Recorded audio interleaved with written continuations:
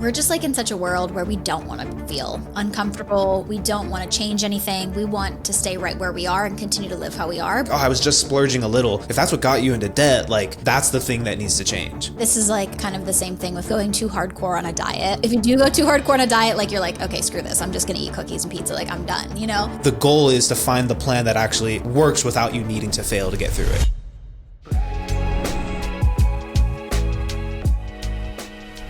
Welcome back to the show. Lauren and I are back for our weekly episode where we talk all things money. Lauren, have you ever noticed that there are just certain topics that when people talk about them online, like they always just end up being arguments? And like, I feel like most of these topics, like they're so polarizing that people will just pick a side. They'll kind of just die on that hill. When I feel like the reality is there definitely needs to be like more nuance to the conversation. Oh yeah, for sure. And there's always reasons for one way or the other, but like you cannot change that person's mind. Even if you explain like a really thoughtful like way of your thinking, it's just, yeah.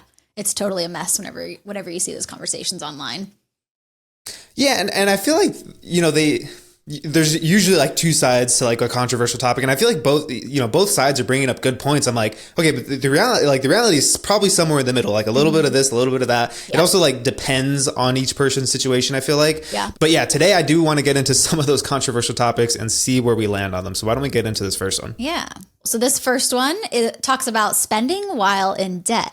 So is it really that bad to splurge a little while I'm trying to pay off debt? I'm trying to pay off my debt as quickly as possible, but I also don't want to completely give up enjoying life. I make decent money and I've been putting most of my extra cash towards my credit card balances and student loans. The thing is, I still want to grab dinner with friends, go on weekend trips, or buy myself nice things once in a while. But I keep hearing people online say that you should sacrifice everything until you're debt free. Am I being irresponsible for spending money on wants while I still have debt? Or is it okay as long as I'm making consistent progress? You know, this is one that I've like gone back and forth on a lot in my head because I'm like, I know for me, like I'm the type of person to say like, go all in. You know, if you want to get this done, and like you said, you want to pay it off as quickly as possible, go all in, you know, but also from the perspective of like, all right, if I'm trying to help someone get through this, like what's going to give them the highest likelihood for success, right? And what I found is a lot of people like that all or nothing mentality, like they tend to, I don't know. It's hard for people to go like cold turkey with this kind of stuff, like spending and completely changing their lifestyle, especially if they're trying to get out of credit card debt, right? Like I never had credit card debt. Yeah. And so spending like that was never an issue for me. And so, you know, trying to put myself in someone else's shoes like that, it's like, okay, what is the likelihood that they're going to succeed with this plan? If I tell them, hey, all or nothing, right? Like don't spend any money on yourself, just put it all towards debt. Like, I don't know. It almost feels like I'm doing them a disservice because that's probably not going to lead them to like the highest chance for success. At the same time though, it's like that is mathematically going to get you there the quickest. But I don't know, like I get what this person's saying. And I feel like I don't necessarily agree with what they're saying here. Like, you know, they still want to enjoy life a little. I'm like, cool, I'm all for that. But then they also said like, you know, grabbing dinner with friends is one thing, right? But then going on weekend trips, buying yourself nice things, it's like, okay, that might be a little bit further than I would go. But I don't know. I think you kind of also have to find that balance a little bit. Oh yeah, for sure. And I think this is like kind of the same thing with like going too hardcore on a diet. Like if you do go too hardcore on a diet, like you're like, okay, screw this. I'm just going to eat cookies and pizza. Like I'm done, you know? Same thing with this. Okay. As you know, and I've said a million times, I really went the sacrifice route on my debt-free journey because my income is really small, honestly. I didn't really have the flexibility to be spending other places because I knew I really, really, really wanted to pay off my debt. And for me, it was like, I'm just going to go all in for like these 2.5 years and then I'll figure it out afterwards. You know what I mean? For most people though, I don't think that's realistic. I'm a little bit weird and was able to sustain that for 2.5 years. But I don't think it's totally sustainable for everybody, especially if you're coming off of, like you said, like if you're used to putting a lot on credit cards, you have that kind of debt, that spending mindset or whatever. I think it's really hard. So I typically like to put a little bit of like spending money in for people while they're paying off their debt. However, I think this can get a little bit tricky because it's almost a slippery slope. Like you could almost go too far over the edge. Like you're spending a little bit exactly. And then you just start justifying way more things than you would have. Or like, oh, well, I do have this money that I was paying extra on debt. I could just take that this month and put it here. So I think there's a very fine line between this. I think, like this person said, I want to go out with dinner with friends. Yeah, sure. Budget that in. Great. Weekend trips and stuff like that. Like that could be, you know, several $1,000s we're talking about. You know what I mean? Like depending on where you're going for these things. But yeah, I think there's a very fine line between this of like, your mentality around it and like, you know, how strict you should be with your debt-free journey. Yeah, that fine line between having money in the budget to give yourself breathing room as you're going through like this difficult process where you're having to make all these changes versus not really needing to change your spending habits because you've given yourself like too much room. Exactly. You know, like that's hard because if you, like for a lot of people, especially if you're trying to get out of credit card debt in particular, like when I think of people getting out of debt, like for most people, I think it's credit card debt. That's top of mind.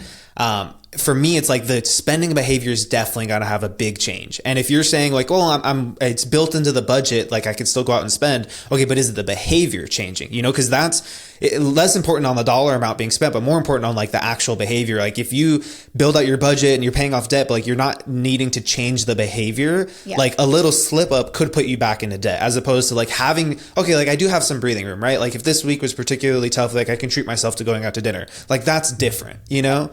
I don't know, like there is that fine line, but like you said, it's also just about making that mindset shift as well of like, I got to be able to learn how to say no and change the type of behavior that got me there. And if, you know, like this person said, splurging a little, like if that kind of justification of like, oh, I was just splurging a little, if that's what got you into debt, like that's the thing that needs to change. Oh yeah, for sure. And I don't mind if you're like actually mapping this out. I think the problem is, I think you see this happen a lot. This, like I said, this does become a slippery slope because then you start spending on things and then your plan just goes out the window. You know what I mean? But I think if you actually have a solid plan, like you know what your debt payoff looks like. Let's say you know what your debt payoff looks like if you sacrifice everything, don't spend, like don't leave your house. And then if you just like, you know, backed off of that a little bit, like what did the timeline look like? You know what I mean? Like, are you able to still pay off your debt in like a timely manner? I think just having it planned out rather than just being like, I'm just going to back off of this a little bit and just go with the flow. You know, I think still having that clear goal of debt payoff is probably super important, but, you know, giving yourself that a little bit of flexibility so you can, you know, have like a sustainable plan to move forward, I think is a good approach, but I just caution flag there that it can be a little bit tricky. You know, if you're used to spending a certain way and then you're just sort of getting a little loose with it. So that's my sort of take on this. Yeah. And like I had gotten like, I definitely believe if you're trying to make progress towards any goal, like it's better to make consistent progress than it is to like move really fast and then you stop, right? Move really fast and stop and go like that. Like, I mean, you can think about it when you're driving a car, right? Like you get the best fuel efficiency when you're going at a constant speed. That's why your highway miles per gallon is better than if you're in the city because you're stop and go. And like, I remember when I first started jujitsu a little over a year ago, like that was some of the best advice I got. Like one of the guys I was talking to, he's like a black belt. He was like, you know, it's better if you come in twice a week consistently for the next year, as opposed to if you come in 4 days a week this week because you're really amped up and then your body's wrecked and you can't come in at all the next week. And then maybe you're trying to ease back into it and you go 1 or 2 days a week after that. Like start off on a schedule you can actually handle. It's the same thing with your money, right? Like whether you're saving towards a goal, paying off debt, like you got to find your rhythm. You got to find a way to approach your money to where I can do this for as long as I need to get out of this. But that doesn't mean like there shouldn't be any discomfort. Like you want to lean in a little bit to that discomfort. It just shouldn't be to the point where you're going to fail and then you need to take a few steps back, right? Like that's okay if that happens, but like the goal is to find the plan that actually works without you needing to fail to get through it, you know? Yeah, I love what you said about, you know, that discomfort, because I think we're just like in such a world where we don't want to feel uncomfortable. We don't want to change anything. We want to stay right where we are and continue to live how we are. But if you do that, you're obviously not going to pay off your debt. You're still going to be in the same situation. So there does have to be a little bit of change and uncomfortability there because, you know, that's just the name of the game. So yeah, I agree with what you're saying there. Like, you know, that's something you have to get used to. And that's probably a little bit of change from what you're used to on your spending and, you know, how you're approaching your debt payoff journey. It's funny that you had mentioned diets as like an example. And I don't know why this randomly popped in my head, but I remember a couple of years ago, my mom and my uncle, so her brother, did this like weird diet where like it was like a 3 or 4 day like cleanse diet. And it was like mostly water. And I remember like she was like, oh yeah, today I had like 4 almonds. And I was like, I was like, you're going to go back to 4 days past the like after this. You're going to go back exactly to the way things were. You're going to feel good for maybe a couple days or probably, I don't know. For me, I'd probably feel shitty after that. But then like, you're just going to revert back to the same old stuff as opposed to like actually changing the habits that got you there, right? In this case, like if the splurging a little bit is the bad stuff that got you into debt, like we got to change the mindset around like, okay, it's okay to splurge a little bit. You got to be telling yourself like, this is not the kind of behavior that I should be doing if I want to get to whatever the goal is in the future. Yeah. And long story short, like, I don't like the word splurge around this, but I am okay if you plan in some fun and some extra spending on things that you enjoy. I don't like the word splurge though. Yeah. All about making that plan. And like the plan should still show that you're sacrificing, right? Like the spending should still be in line with whatever the goal is. For sure. Okay, let's move on to the next one. This one's always a controversial topic, and I do actually have a good story around this, but this is about buying new versus used cars. So this person's asking, is it smarter to get a used or a new car in 2025? I'm having a hard time figuring out whether it's actually cheaper to buy a used car or a new one. If I'm financing, would it make sense financially to get a new car? I've heard that financing a used car often comes with higher interest rates, which could end up making it more expensive in the long run compared to a new car. I'm trying to understand which option is the smarter financial decision. I love this question. And again, like you had mentioned in the intro, like I think there's views on both sides of it. And I really think it depends on like your individual situation, like a bunch of different things. Obviously, like what you can afford, how long you plan on keeping the car, are you financing it? All of those different things. I don't know. I stand somewhere in the middle on this because of those different factors there. I see a lot of people who want to change cars every like 2 to 3 years. And it doesn't seem to make sense for them to buy a new car, mostly because you're taking the biggest hit of depreciation within the first like 3 to 5 years you're owning the car. So you're constantly getting a new car when you're taking that biggest hit on that, right? So for those type of people, like I mean, that's what they want to do. Maybe they should lease, but that's not what this is about. But yeah, I think I'm somewhere in the middle of like where I stand on this debate. What about you? Yeah. Like you said, like I think there are good points to each side. Like someone's saying like, well, it's better to get a new car because you get a car that like you want a car that's reliable if you're going to spend all this money. I'm like, absolutely, you should get a car that's reliable, but a car that's, I feel like when people think of a used car, they think of a beater car. Yeah. And I'm like, that's not what we're talking about, right? Like a beater car maybe has its place if you're trying to get out of debt, but you need, wheels to get somewhere.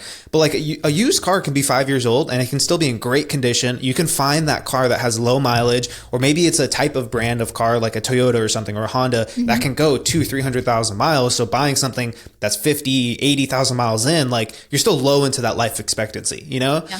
I don't know. I feel like it's a little silly to buy a brand new car unless you're at a point in your finances to where it wouldn't make a difference whether you bought a new or used car. Like most people are not there. Most people who get a new car are not there. To me, like you said, most of the value you lose, like most of the value you're going to lose in the first 5 years happens when you drive off the lot. Yep. And why put so much money down and pay so much over the life of the loan if you finance it just for that to literally disappear the minute you drive it off the lot? Like it just doesn't make sense when you can get a car that's 3 to 5 years old, still in great condition, and it's going to last you probably just as long, right? Because most people don't run their cars into the ground anyway. Yeah. I was thinking like, I think the smartest thing is like, if you do buy a new car, you keep that thing for like as long as possible, because that's the only way you're going to make like your money back on it, because you're keeping it for so much longer than you actually have a payment on it. I think so many people get to the end of their payments or not even get to the end of their payments, and then they're rolling that equity in, or negative equity into the next car and just financing a whole new car there. So yeah, I think it can make sense. Like if you buy a new car and you're keeping it for 10 years, sure, getting a good quality car, I think that's something that people don't think about. People think when you buy used cars, you're immediately signing up for like a lemon. Not necessarily, but just that you're going to be constantly, you're going to constantly have to fix things. I will say I had a Honda Civic until last year. I had 170,000 miles on it. I never had to do anything other than like the brakes, the oil changes, all of that type of stuff, because I know that that's a good quality car. That's why I bought it back in, I got that like a year or two out of college. I bought it like gently used. It had like 11,000 miles on it. So, took the little, somebody else took the hit for depreciation when they drove it off the lot. And then I drove that thing for almost 10 years. And someone got it from me after 170,000 miles, so it's like, I kept that car and it did not cost me in the long run, which I think a lot of people try to make that sort of argument. Like, I'm going to buy a new car because I don't want to have to be fixing my car constantly. And it's like, well, you don't really have to do that if you're actually looking up and buying good quality cars and doing your research. I think a lot of people don't do research on like, how long is this car going to last, Yeah. or using things like Carfax. But yeah, 100% agree, because like my wife got her car is a 2013 Kia Forte, and she got it in 2020, so it was already 7 years old, which is for a lot of people when they think of used car, like, all right, that's pretty old already. And it's now 12 years old, right? 5 years later, the only issue we've had is having to replace the battery. Like that's literally it, you know, like there hasn't been any major work needing to be done to it. And it's like, dude, this car's going to last her for a while if we wanted it to, right? Like, now, would we maybe get a newer vehicle for her when, you know, before this car like actually runs out? Like maybe, right? But like we were also working to get ourselves into a position to where like that's not going to, you know, be an issue if we do that, right? But in terms of what this person was saying about like getting a car where a used car, like if you're going to finance it, like the rates are actually higher, like I was always on like the kind of side where I'm like, okay, yeah, sure, right? I hadn't bought a new car in a very long time, and I went with my dad. He was getting a new truck, and so I was with him like the whole day. I drove him there. He wanted to get a truck like that day, and it was actually pretty crazy to see like the difference in financing options and what they're able to do, like coming down on the price in a new car versus a used car. Like he was looking at a brand new 2025 Toyota Tundra, and the guy was like, all right, like we can offer up to $8,000 off the price because of the factory incentives, and we can get you financed at like 2.99. Yeah. And I was like, wow, that's pretty crazy. And then as opposed to a 2022, it was going to be a little bit more expensive. Granted, it was going to have nicer features inside as opposed to like the base model of the new car. Yeah. But the rate was going to be over 6%, and they couldn't come down on the price more than like $1,000. Yeah. So it's like there, you know, these situations really do exist. Now, could he have gone through like a private sale and probably gotten something a little bit more affordable? Yeah, right. Because then you don't have to worry about the dealership making their money on that sale. But also you get the peace of mind of like, well, I bought a car at a dealership and they come like pre-certified or whatever. They're checked and everything. So I get what this person's saying. Like sometimes it can be a better to like financially the numbers can look better on paper to get a new car. But also I think people are not considering cars that are 5 years old as still being like a good used car, you know? Yeah. And I think a lot of people are just like going out and financing like Tahoes for like 80 grand. Yeah. And then just like justifying it, saying they needed a new car when you probably should have got like a smaller SUV that was a little bit more affordable. Did he end up getting the Toyota Tundra? He did. He ended up getting the used one, which the used one I think ended up coming out to like $1,000 more, but it had like so many more features as opposed to like the base model of the new car, you know? Yeah, I know. He loves it though. And it, you know, a couple little scratches here and there, but like for a used car, it was like no big deal. Yeah, for sure. Yeah, we're actually considering Eddie. I've told you before. He wanted the Raptor. We quickly said no to that after looking at prices, obviously. And then so we're looking at Tundras. I think he's going to get one probably sooner. And this actually gives me a good segue into the car that we bought for him. So he totaled his car. Somebody hit him head on a couple years ago. That was back in 2021. I remember it being COVID. So remember how like used cars were like going for crazy amounts of money. Yeah. So this was during that time. So we had to make a decision. Like insurance was like, we're only going to cover, you know, a rental for, you know, 2 weeks or something like that. So we were like, okay, so we have to buy a car really quickly. So he had a Subaru. So we just went and got another Subaru. And I'm not kidding you. We looked at like, he has a Forester. We looked at used Foresters, and I pulled into the Subaru lot, and there was like a beautiful, like nice, like sport version. It was brand new. It was $1,500 more than the used one that smelled like smoke, that had 30,000 miles on it. It was crazy. And so we did go ahead and buy the new one then, because it made sense. Like it was a no brainer to like actually make that decision there for that car. But yeah, I think you just have to look at the math. Like that was very extreme back then. I think it's balancing out a little bit more based on sort of what I'm looking at. You know, I love looking at different cars and things like that. And like I said, we're sort of looking for a Tundra for him now. So looking through all the new ones, and they can range from like, you know, the very base model, $20,000 more. You can have the sunroof and the heated seats and all that crazy stuff. And it's like, yeah, what does that look like to, you know, should you get a new one? Should you get a used one that's nice? I don't know. But anyway. Yeah, and I feel like for what this person's asking, like, doesn't make sense. Like, it's going to totally depend on what your situation is. Yeah. Right. Like, again, like if you're in a space where buying a new versus used isn't going to completely change your financial world, or it's not going to stop you from reaching other goals, like this is a smaller conversation, and you should make the decision that's right for you. Right. But if you're in a place where like I need to build up my emergency fund, or I'm still trying to get out of debt, or maybe the big goal is to actually buy a home. It's like, all right, this is probably going to detract from you being able to get to that. So why don't we get a car that, like when you're going through like a situation where like I need to pay off debt, for example, like let's get you a car that's going to last you 5 years or something, right? Like at least 5 years, because that's a big enough window to where you can make a ton of progress towards your goal and still have maybe have some time to save up on the other end of that, right? Like we only need something that's going to get you through the short term. Then once you're out of debt, you've built up your emergency fund, then you can start to look towards laying the groundwork towards like a more sustainable long-term plan. And that might involve a car that's going to last you 10 years or something, as opposed to 5 years, right? So it's really going to depend, but like you got to look at your financial situation as a whole, not like, is this specific vehicle, like, does it make sense to buy the brand new or used car, Oh, for sure. And I think, I typically, it's fun to look at, but like, if you look at like brand new cars and then look at like 3 years, like used or whatever, like there's such a big price difference between them, and they're pretty similar. You know what I mean? Like, there's only 3 or 4 years between them. But yeah, I think it's going to depend on, and I think you could do the math for this. You could look at the price difference. This is a really good example. So I've told you before, Nick, I'm like obsessed with the Lexus GX and the Toyota Land Cruiser. So like the same thing, but they're both pretty expensive, which is crazy. But the Lexus GX right now, they're so in demand. They're going for like 90,000, like 80, 90,000 for like the real nice ones.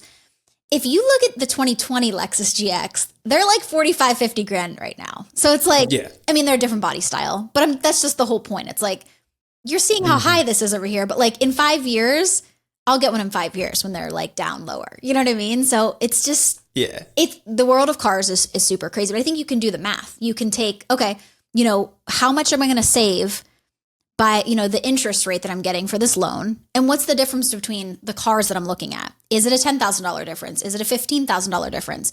And sort of work the math there. Like, would it make sense for you just to get the used car and, finance it for the 6%, or to spend more, get the new car for the lower interest rate? And I think that's something that you can easily figure out there, but it's not always going to make sense financially to go with a new car. And I think that's just what we're trying to say here. It's going to depend on your situation. 100%. Should we move into the next one? Yep. So this one, is college a scam? So does college still have the same return on investment? I'm 28 and debating whether to go back to college. I've been doing pretty well without a degree, working full time and earning about the same as my friends who graduated. But my parents keep telling me I'll hit a ceiling if I don't get that piece of paper. The thing is, I've seen a lot of people with degrees struggling to pay off their loans or working jobs that don't require them. Tuition is insanely high, and it feels like the value of a degree isn't what it used to be. I'm not against education, but is it really worth taking on tens of thousands of debt anymore? This is a topic that I'm so passionate about. Like, I love talking about this because I feel like when I was applying for college in high school, none of these conversations that really mattered were being had. It was literally like, which colleges are you going to apply to? Like, and are you going to get in? Do you have enough college? Like, what's your safety, right? It was all about just getting in. Yeah. There was no conversation about like, what can your family afford? What is the degree that's going to make sense? What's the return on investment? What's the first year of like expected income, the entry level for that position? Like, how much debt are you willing to take out? Like, how do those two numbers match up? Like, none of these conversations were being had. And that's why I'm so passionate about it, because I feel like so many people get wrapped up in the name of the college and where they're going, as opposed to like, this is like you setting your career path. And once you're out of college, a few years out of it, like it's not going to matter where you went. It's all going to be memories, right? Which is awesome to have. But like ultimately, like what this is for is to get you into the right type of career, right? And it was funny because, my wife's younger cousin was asking like, oh, should I get my master's? Is it worth it?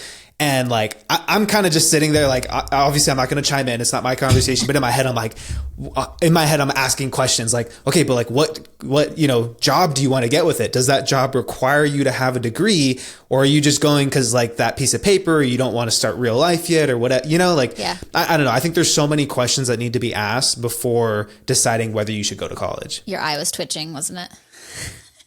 Was it? Oh. No, I was saying like whenever we have that conversation. Oh yeah. When I was listening to that, I was like, oh my God. Yeah. Did you go to, when you were in high school, did you go to like a private high school?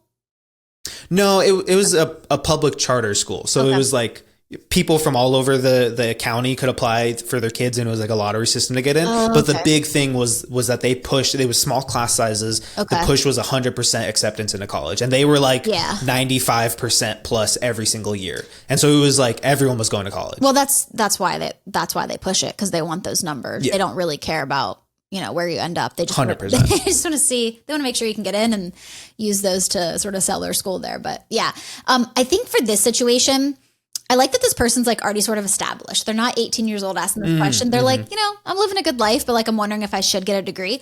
I like this situation the best because I feel like this is a really good opportunity to potentially go back part-time. It doesn't have to be about, you know, I mean, if you feel like, you know, look at your field, you know, is this something you feel like people above you or they have a degree, like you're sort of hindered in some way? But I feel like in a situation like this, like it's so easy for you to just like cash flow like a class or two a semester, go really slow, approach, you know, take your basic classes at the community college, whatever, and then just take it super slow and just slowly walk through it. You're still making a full-time job. You're slowly getting a degree on the side. And then hopefully that helps you out in the future, but you're not like stopping your career path, going back to college, taking out tens of thousands of dollars of debt, and then just not seeing any type of, you know, result from that. So I like this situation. Like someone's already there. They're just asking a question. Should they do it? But I think they could, you know, in a really good approach, like just go slowly at it. And then, you know, they're cash flowing it. They're not going into debt, you know, at worst case, they get an education, you know? Yeah, and it's an interesting question because I feel like we never get this perspective. It's always like the 18-year-old, should I go to college? It's like you haven't seen life yet to understand, like, do you actually need to go, right? Like at this point, this person can look at their current life and say, do I feel like limited? Do I see like a career path in front of me? Like, is there potential for growth? And is that growth going to be limited by me having or not having a degree? You know, like you can actually compare that in real time here, based on what they actually want to do, you know, like, and I think that's the important question is where you want to go in the future. Like, are you going to need that degree? Because if you are, then go back to college, right? Like there's a right way and a wrong way to go back to college or to go to college to begin with. Yep. But that's going to be dependent on if your career path requires it. If it doesn't though, then, you know, I'm not in the boat that like, if you want a career that doesn't necessarily require a college degree, I don't know that it's the best return on investment. You know, you're going to spend how much money going to college, potentially, you know, upwards of 6 figures going to college. Like that money could set you so far ahead. And when you get 10, 20 years down the road into your career, like one, it's not going to matter which college you really went to. And then two, like if you're not using your degree for the type of work you're doing, like it's not going to have mattered if you went to college or not, you know? Yeah. I think the thing is though, like a lot of 18-year-olds don't know what they want to do. So like the next step is just like, okay, we'll just go get a degree and you'll figure it out. Okay. I get that sort of mindset. I think the problem is then we're sending these young people off to like out of state universities and they're paying $60,000 a year to attend them. And then that's not setting them up for success. Like if you don't have a plan and you just wanted to get a degree to sort of have options, quote unquote, perfectly fine. But like, how can you set that up so you're not like drowning on the other side of that? And then there's the argument that like, I want to go to college and I'll have the experience. And it's like, you know what? You're going to get lots of life experience and you can still have the college experience. Yeah, you're not going to be able to go to parties and stuff on weekends or whatever, but you can still be involved in clubs and whatever. But I think just like making a smart decision. If you want a degree, that is totally fine. Don't, you know, if you don't have the funds to go to an out-of-state or university or whatever, and you're going to be taking on all that debt, like that's something to seriously consider. And I hope, and I think parents are starting to, you know, have that conversation with their kids. Like, this is what this is going to look like because the millennials are all drowning in student loans at this point. So I think the best thing is if you want a degree, if you're like 18 years old, find the cheapest way to get that. You know what I mean? Like it's you're going to have the same degree as somebody else, you know? And it's like, you guys are going to have the same job someday. Yeah. You're not going to be drowning in debt when you come out on the other side. Community college, maybe for the first 2 years if you can. Then transferring somewhere in state to keep your tuition low is probably your best option unless you have the funds to go somewhere that you want to go and just have a good time. But yeah, I think things are changing.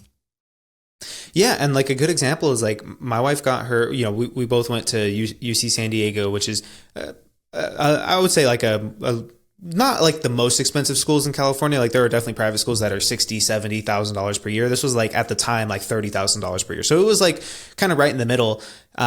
But then for her master's, she went to like an online school, you know, and she was working alongside at her previous job with people who also had the same degree who went to like Berkeley for their master's or UCLA. Yeah. And in the, you know, couple years that my wife was out of her master's program, she had paid off all her debt. And then these were people who had been in this career for 10 plus years and were still working towards paying off their debt because they went to such an expensive school. Yet it's like, you can look at these two situations side by side. One person who went to a cheaper school, person who went to a way more expensive school. They're in the same like level of position with the same degree, making the similar incomes. Yet one person is still working on paying off the debt, right? Like, I don't know. When you look at situations like that, I think it's so much clearer to see like, all right, it really doesn't matter where I go. Like the experience itself may be different, but where I'm going to end up in the future doesn't necessarily have to be different. It's going to be so much more important, like connections you make and who you are as a person, like as you're applying for jobs. But that's another thing too, like a shifting job market. Like, I feel like what we're seeing now is so many people getting out of college and applying for jobs and employers looking at these college students and saying like, they're still not like, you know, qualified or ready for this position. Like they still require so much effort to be put into getting them to a good candidate for this position. And you see a lot of jobs shifting to like requiring certifications to be employed there because they want to know that you have like the technical experience to perform that job, you know? And like, I think we're seeing a shift away from requiring a college degree and more so just requiring you to have specialized training that's going to help you succeed in this job. Yeah, for sure. And I think there's a shift that's happening. I don't know if you've noticed it at all. Like I know some younger people, like my niece, for example, she's graduated from college now, but when she went to college, she actually moved in with her dad, who lived in a different city than them. She moved in with her dad and went to the local community college there for 2 or 3 years, got all of her as many classes as she could take there before she transferred to like the 4-year university. That's what she did. And her biggest goal was like, I don't want to come out with a ton of debt. Like, and I think that came a lot from me, like kind of talking her through that. So like having that sort of knowledge of what that looks like. But I'm sort of seeing a shift. I don't have, my next niece is going to be coming up soon, to go to college, but yeah, I think there's a shift there where I think Gen Z is really trying to make better decisions, money decisions, because they are seeing their parents who are like elder millennials, whatever, and what they're going through. A lot of those people probably still have a ton of student loan debt, based on what I'm seeing in my world. Yeah, younger people going or getting ready to go to college or even being in college are seeing the results of like that lie that if you go to college, you will be successful. Like that was true for a period of time, right? For a certain generation, but it's not true anymore, right? Like just because you go to college does not mean you are going to be successful, like financially, have like a really great career and make a great income. There was a time when that was true, where getting into these higher paying jobs just required you to have a degree. And now it's like, if that degree or if that career choice requires a degree, yeah, you're going to need the degree to go into that. But there's plenty of jobs now that are paying 6 figures or more where you don't necessarily need a degree. You need specialized training to do. Yeah, absolutely. And I think the difference here is when my sister and I went to college, our parents didn't go to college. They didn't know anything about any of this. You know, they didn't know what that would look like. They just were told that, you know, it's best to go to college, right? Now the younger kids, they have the parents who did the college thing and have the loans, and they're like, avoid, you know, or do whatever you can to not be in this situation, because mom and dad are not in a situation to pay for you. So make better decisions for yourself. So you're actually getting, at least I hope, I think so. But I think more people are being talked to about like what it looks like after college. And it's not just like, ooh, fun and games. Like, okay, great. Here's a $700 a month payment, in rent and, you know, car payments or whatever else you need to live. So I think we're on the other side of this. Hopefully, at least that's my hope and what I've sort of seen, but I don't know. 100%. They're seeing like the high repayment, like whatever plan they're on to repay their debt. And they're also seeing the realities of like being an adult and having those expenses, and then coming out with a degree that costs so much money and you're making $50,000 a year, you know, which there's nothing wrong with that income. No. It's just a hard income to justify when you spent so much money to get to that income, you know, when you could go a different route, not spend all that money and still get there. That's when you can compare those two situations and be like, is this really the right move? It's just going to depend on where you want to go with your career, though. I think that's the biggest thing for me. Yep, for sure. All right, I think that wraps up today's episode. And as always, if you learned something new or you feel like you got some value out of this, the best way you can help us grow is by sharing this with a friend and subscribing. Yeah, and if you want to have your money question answered on the show, you can visit our website, justanothermoneypodcast.com, and click the Submit a Question button. And don't forget to join us for another episode of Just Another Money Podcast.